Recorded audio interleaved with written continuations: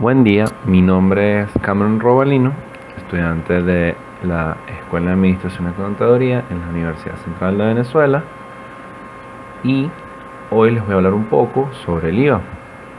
Entendiendo el IVA, que son siglas, se refieren al impuesto del valor agregado. Entonces, para empezar, vamos a hablar un poquito sobre qué es un impuesto, refiriéndonos a él como un ingreso público en el cual el pagador del mismo no ve una contraprestación directa. Por eso se dice que el IVA es un impuesto indirecto.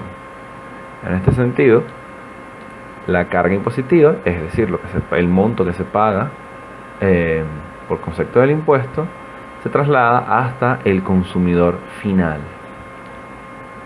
Asimismo, el IVA es un impuesto real en el sentido de que no toma en cuenta la capacidad económica del contribuyente, simplemente tiene una alícuota que afecta de igual manera a todas las personas que incurren en su hecho imponible. De esta forma, es válido decir también que el IVA es un impuesto proporcional.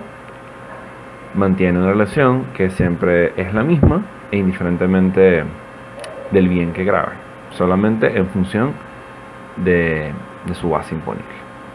Ahora bien, hasta ahora hemos mencionado diferentes aspectos muy comunes a la ley, como hecho imponible, alícuota, proporcionalidad.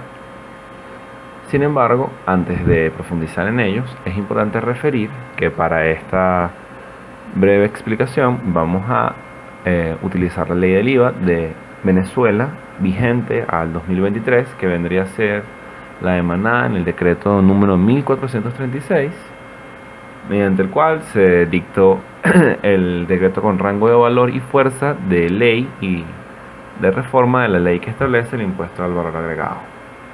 Esto es así, de acuerdo con el portal oficial de la página del Servicio Nacional Integrado de Administración Aduanera y Tributaria, que es la entidad correspondiente para manejar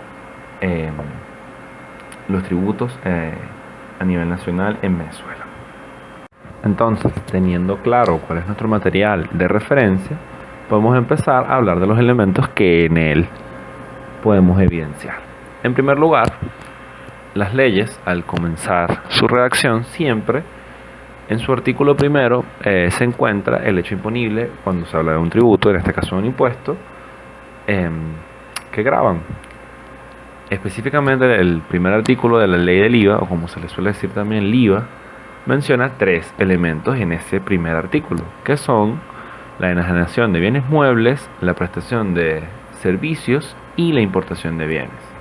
Sin embargo, a pesar de que allí dice esos tres, más adelante en el artículo número 3 especifica con mejor detalle y añade dos puntos adicionales: la venta de exportación de bienes muebles corporales y la exportación de servicios. Esto es importante rescatarlo, ya que más adelante vamos a ver por qué la ley en el primer artículo no los menciona, pero luego en el capítulo 3 sí. Tiene que ver, ya para ir adelantando un poco, sobre las alícuotas. Pero entonces, ¿qué entendemos por eso de enajenación de bienes muebles? Básicamente la venta. Y la misma ley nos hace definiciones sobre estos elementos. En el caso de la venta dice que es la transmisión de propiedad de bienes muebles realizadas a título oneroso. Esas son las primeras palabras que nos plantea, a pesar de que sigue desarrollando. Una venta con intercambio de dinero, sin demasiada complicación. Bienes muebles habla de bienes que pueden cambiar de lugar, bien por sí mismos o movidos por una fuerza exterior. Podemos poner un ejemplo muy sencillo, como comprar lápices o zapatos o cosas similares. Mientras por otro lado tenemos los servicios, que nos hablan de cualquier actividad independiente en la que sean principales las obligaciones de hacer.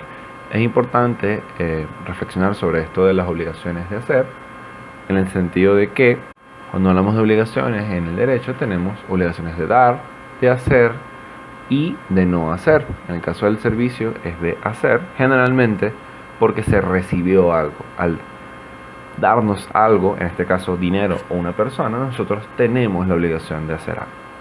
Al perfeccionarse este intercambio, procede a identificarse como servicio, en el sentido de que se obtiene un beneficio de dicha actividad.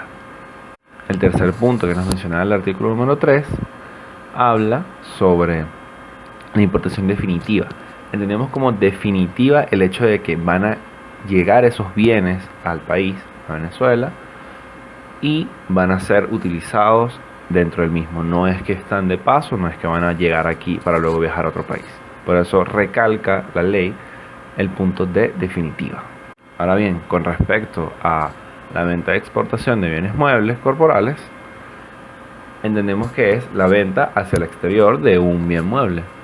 Sin demasiada complicación, podríamos hablar de una empresa que vende materias primas como madera o inclusive petróleo, que va a ser importante para un punto más adelante, a naciones externas. Por otro lado está la exportación de servicios, que tiene que ver con hacer algo similar, solo que mientras que en las ventas de exportación priva la obligación de dar, en las exportaciones de servicios priva la obligación de hacer. Estos puntos que acabamos de abordar tienen que ver directamente con el aspecto material de la ley sobre el hecho imponible. Pero ahora bien, cuando hablamos del aspecto espacial, ¿a qué podemos referirnos? Y esto es muy importante e interesante, sobre que los hechos imponibles, en el término de los servicios recibidos, disfrutados en Venezuela, de las ventas realizadas directamente en el país, y la importación definitiva termine, como mismo le dice el nombre, definitivamente en Venezuela, ocurran en el territorio nacional. Mientras que por el otro lado, los otros dos elementos que señalamos en el punto anterior, la venta de bienes muebles al exterior y la exportación de servicios, tienen unas condiciones un poco diferentes, en el sentido de que no se disfrutan necesariamente en el país, pero emanan desde el país hacia otras naciones. En este sentido hablamos del aspecto espacial, no solo como que se aprovechan los bienes aquí, sino que se prestan desde Venezuela, de donde estamos actualmente hablando.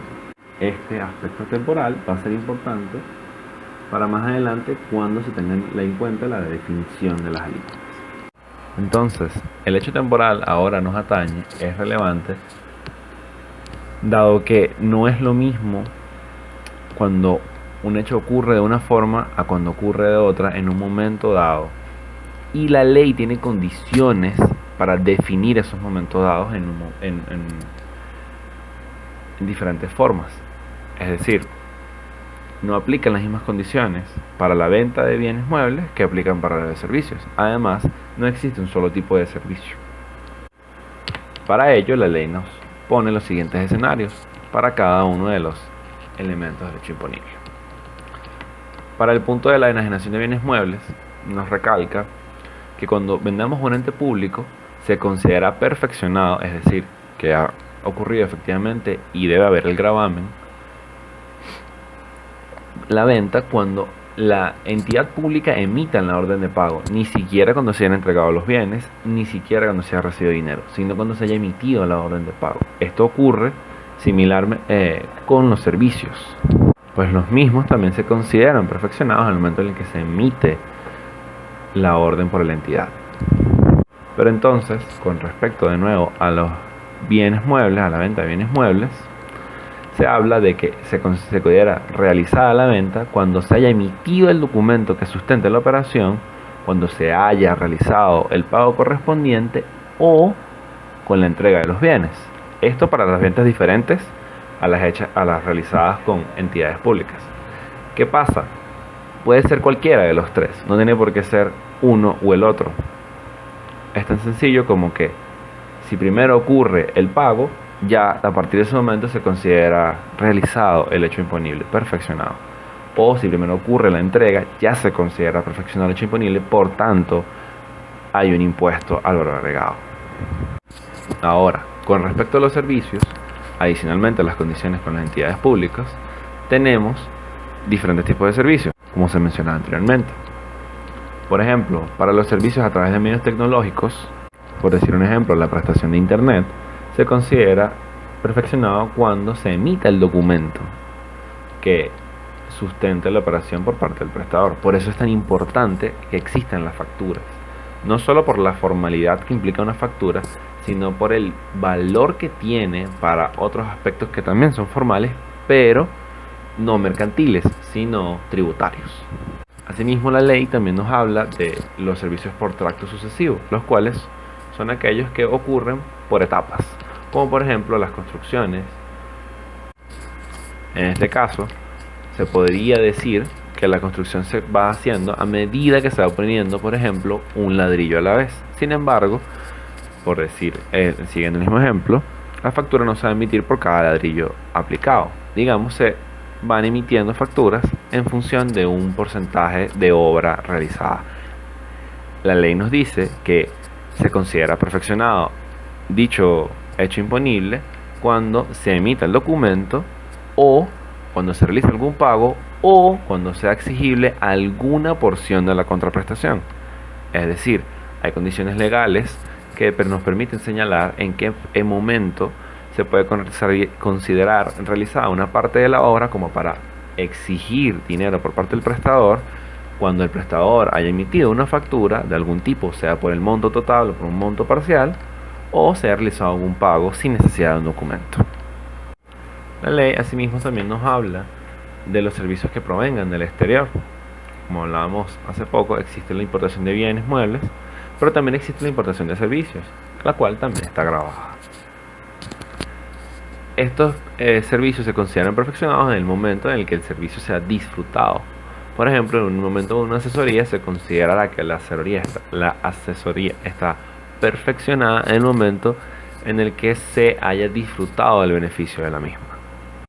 Para cerrar, la ley completa todos los espacios que pudieran quedar vacíos al decir que todo hecho diferente o con condiciones particulares se considerará perfeccionado cuando se emitan las facturas o documentos equivalentes por quien presta el servicio, se ejecute la prestación, sea venta o servicio, se pague o sea exigible la contraprestación, se entregue o se ponga a disposición del adquiriente el bien del que hubiera sido objeto del servicio, según sea lo que ocurra primero. Con esto, básicamente la ley lo que nos señala es que no importa cuál ocurra primero, todos son prueba de que ha ocurrido un pacto entre dos personas para cumplir uno de los hechos imponibles. Por ende, existe la obligación de pagar el impuesto. Continuando, y ahora sobre el aspecto subjetivo de la ley sobre los sujetos pasivos, pues la ley nos señala que son contribuyentes ordinarios de este impuesto los importadores habituales de bienes, los industriales, los comerciantes, los prestadores habituales de servicios y, en general, toda persona natural o jurídica que como parte de su giro, objeto u ocupación realice las actividades, negocios jurídicos o operaciones que constituyen hechos imponibles de conformidad con el artículo 3 de esta ley. ¿Qué ocurre con esta cita? Básicamente cualquier persona puede ser sujeto pasivo del IVA, ya que las actividades que grava son frecuentes en el día a día. Ocurren millones de ventas, ocurren millones de prestaciones de servicios, bueno, millones no, pero digamos que a lo largo del año pueden ocurrir múltiples operaciones sobre estos elementos. Además, al ser un impuesto indirecto, siempre va a haber un consumidor final, el cual se va a ver afectado y se va trasladando el impuesto hasta él. Es decir, el proveedor original de la materia prima nunca va a ser el pagador final del impuesto al valor agregado, porque lo va a terminar pagando la última persona que consuma un producto derivado de esa materia prima. Por supuesto, todos los intermediarios, desde el primer proveedor de la materia prima hasta el consumidor final, van a ser sujetos pasivos. Pero digamos que el que paga el último momento el IVA siempre es el consumidor final. Adicionalmente a esta noción, la ley nos hace referencia a los responsables del pago del impuesto, en el sentido de que si se cumplen condiciones diferentes para que alguien que no paga impuesto al valor agregado, dada una excepción o una exoneración, deba pagarlo, lo notifique. Aparte, en el caso de que haya una venta de exportación, el vendedor debe hacerse pago a cargo de la parte que debe pagar ese tercero que está fuera del país por concepto de IVA, siempre y cuando el mismo no tenga domicilio en el país. Asimismo, la ley también nos habla sobre agentes de percepción, los cuales juegan un papel para evitar la evasión fiscal. Pues el artículo 12 nos hace referencia a que esta participación por parte de la agente de percepción tiene que ver cuando el contribuyente con el que se está tratando no manifieste adecuadamente su condición como contribuyente ordinario del impuesto. Esta es una estrategia de la ley para, como lo mencionábamos, evitar la evasión fiscal. Por otro lado, otros puntos interesantes son los agentes de retención. Sobre los agentes de retención podemos ver más detalle en el reglamento de la ley del IVA, el cual, como una ley que acompaña a la ley del IVA, permite más detalles sobre su funcionamiento y es emitida por el Ejecutivo Nacional. En ella, y quizás en algunas oportunidades, como pasa mucho en Venezuela por diferentes circunstancias, sobre todo por la cultura tributaria, se desarrollan estrategias para, de nuevo, evitar la evasión fiscal y generar, en teoría, estrategias que permitan una recaudación eficaz, eficiente.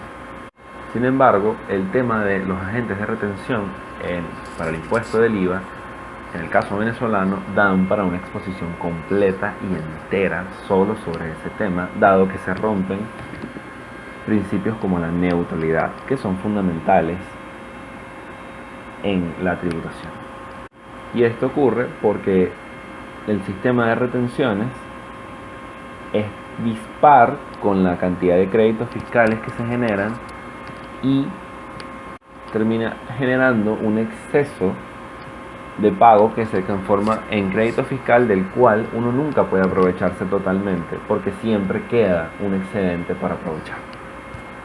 Sin embargo, este tema no lo vamos a profundizar en esta, breve conversa sobre el IVA, dado que, como puede quizás percibirse, es bastante amplio y complejo.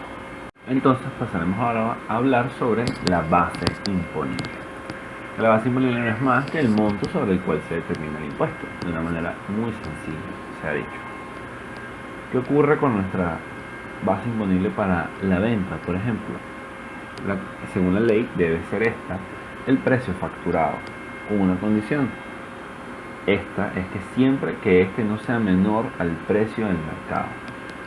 Esto está allí para no permitir que se tengan bienes que a consumo popular tienen un valor.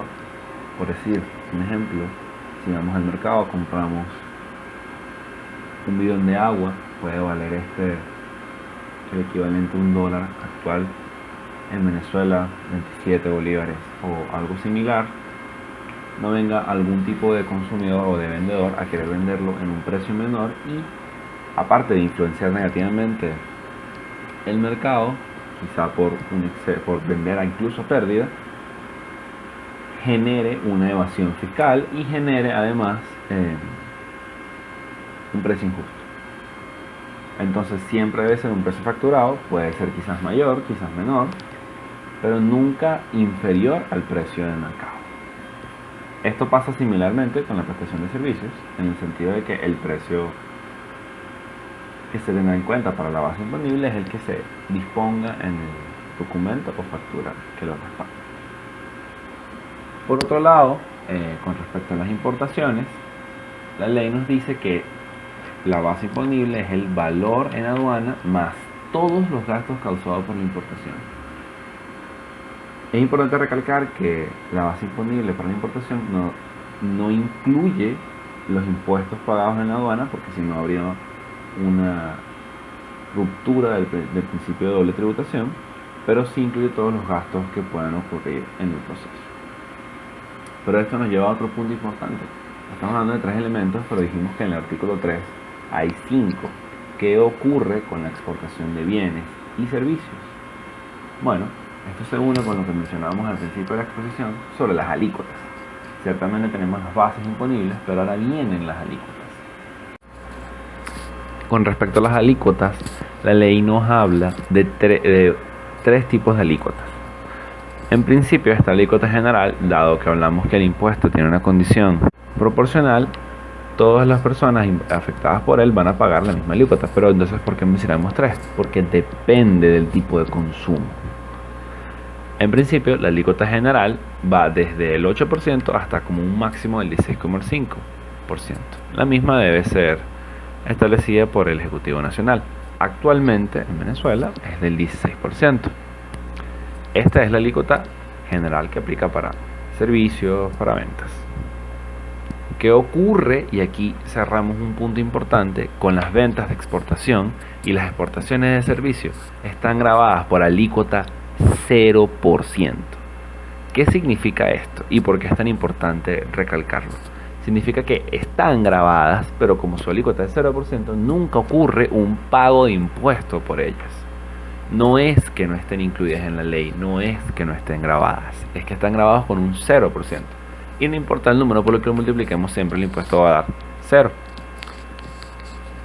Ahora bien, la ley, como dijimos, señalaba dos alícuotas más. Una al consumo suntuario, que tiene que ver con los consumos de lujo. La ley tiene un capítulo entero sobre los bienes suntuarios cerca del final, en la cual habla sobre las condiciones de estos bienes para que se consideren así, de lujo. Y esta alícuota estará entre un 15 y un 20% respectivamente. Ahora bien, ¿cuál es esa tercera alícuota y que también es tan importante recalcar? Nos habla sobre, y lo voy a leer específicamente citando la ley, la alícuota impositiva aplicable a las ventas de hidrocarburos naturales efectuadas por las empresas mixtas, reguladas en la Ley Orgánica de Hidrocarburos a Petróleos de Venezuela S.A. o a cualquiera de las filiales de esta, será del 0%. De nuevo ocurre un fenómeno similar con el de la venta de exportación de bienes y de servicios, en el sentido de que la alícuota tiene el mismo número, es un 0%, pero eso tiene un propósito: beneficiar dicha actividad para que se promueva una mejor actividad en el ámbito de la venta de hidrocarburos, en el sentido de que una de las actividad más actual que más genera ingresos a nivel público es la venta de hidrocarburos. Si no está grabada por IVA, tiene un beneficio fiscal muy grande, lo cual le permite seguir fluyendo con más comodidad. Ahora, un punto interesante también, y aparte de los anteriores mencionados, son los beneficios fiscales que tiene la ley del IVA.